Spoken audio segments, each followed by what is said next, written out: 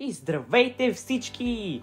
Аз съм Мъдрозавърът и днес посветих един цял клип на последователите ми. Днешното видео е посветено на китоглавата чапла, едно уникално същество. И ако искате да посветя клип на избрана от вас тема, пишете долу в коментарите. А сега, приятно гледане!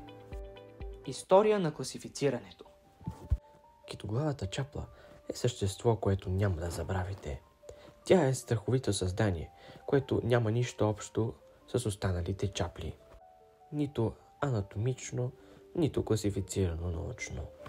Ей, сега ще обясня какво имам предвид. Китоглавата чапла няма родствени връзки с реалните чапли.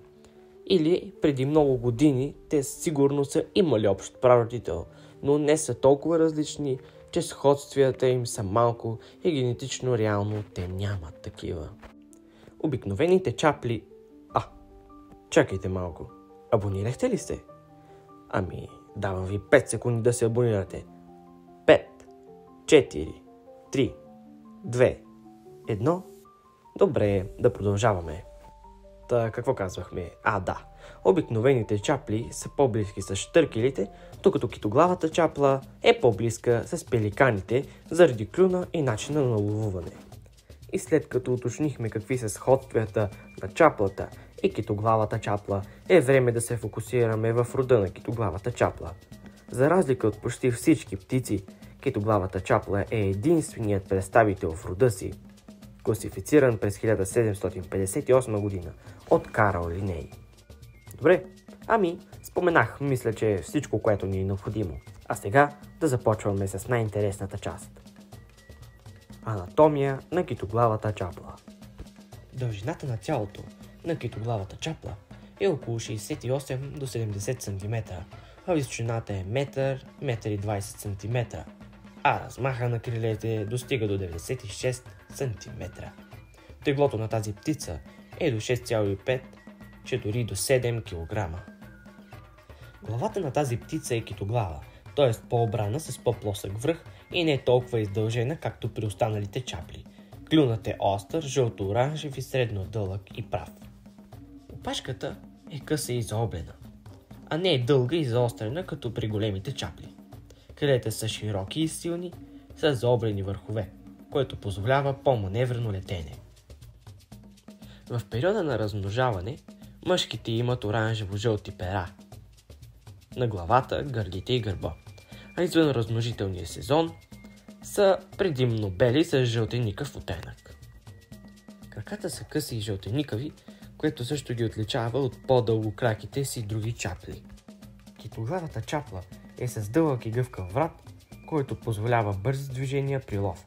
Също така, те имат добре развито зрение и отличен слух, поведение и начин на живот. Китоглавата чапла е социална птица и обича да е на групи, особено през размножителния сезон, когато гнезди в колонии за по-голяма сигурност и ефективност.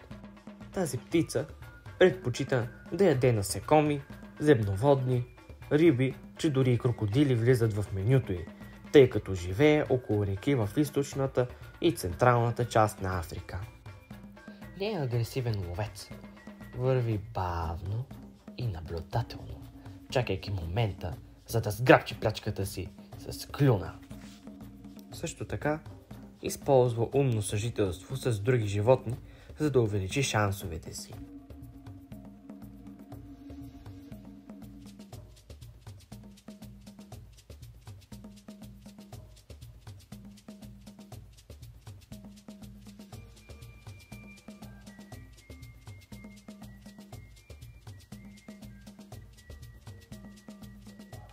Гнезди по принцип на дървета и храсти, като в много редки случаи на земята. Гнездата са прости и са направени от клонки и треви. За радост и двамата родители участват в отглеждането на малките, което не се среща при останалите птици. Активна основно през деня, когато може да намери повече храна на пасищата и полетата. Често помага на селскостопанствата, като яде вредители от поляните, макар че е агресивна към хората. Тези птици ловуват предимно сутрин, като вечерта се прибират насигурно в гнездата си. Един изключителен факт за тази птица е, че китоглавата чапла лесно се приспособява към различни среди, например полета, влажни зони, обработваеми земи и други. Това й помага да разширява ареала си, като се разпространява малко по малко из целия континент. Води симбиотичен начин на живот с големите тревопасни. Тя им помага, като убива насекоми, които им вредят, а в замяна те пък й предоставят лесна храна. В зависимост от индивида, продължителността на живот на тази птица е между 25 и 45 години. Случайни срещи между китоглава чапла и хора. Тази птица е много агресивна към хората, както вече споменах, и често срещите им са фатални. Макар и човеците да не са в менюто на птицата. Ето и малко кадри, за да ви стане по-ясно.